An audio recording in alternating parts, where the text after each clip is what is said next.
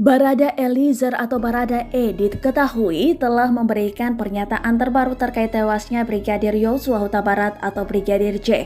Pernyataan Barada E ini pun telah tercatat dalam proses berita acara pemeriksaan atau BAP Sabtu 6 Agustus 2022 malam. Pernyataan Barada E ini tertulis dan dikatakan oleh anggota kuasa hukum Barada E Muhammad Burhanuddin. Burhanuddin mengatakan dari pernyataan tersebut terungkap ada fakta yang bergeser dari fakta-fakta hukum yang dikemukakannya sebelumnya.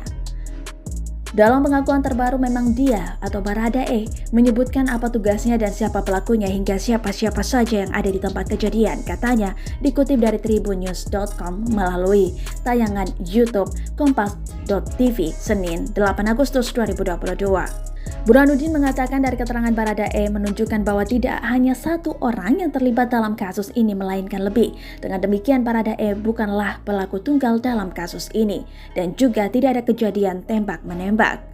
Burhanuddin mengatakan Barada E diperintahkan untuk melakukan tindak pidana yang disangkakan. Dirinya mengatakan apa yang dilakukan Barada E adalah spontanitas diperintah untuk menembak Brigadir Yosua saat masih hidup.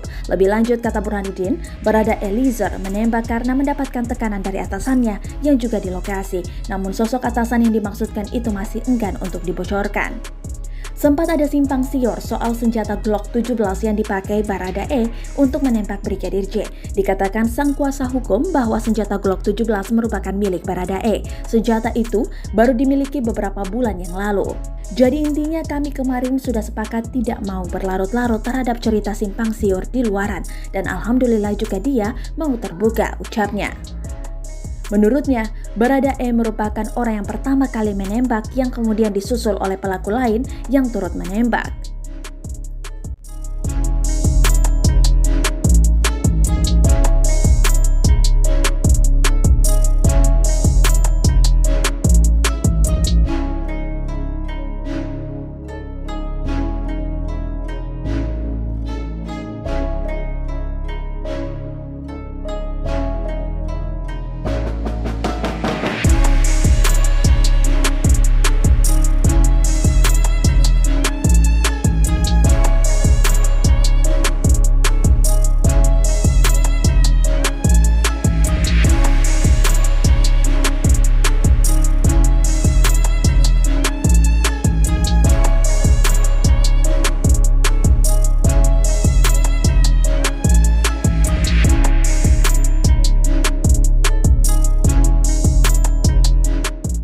Terima kasih sudah nonton.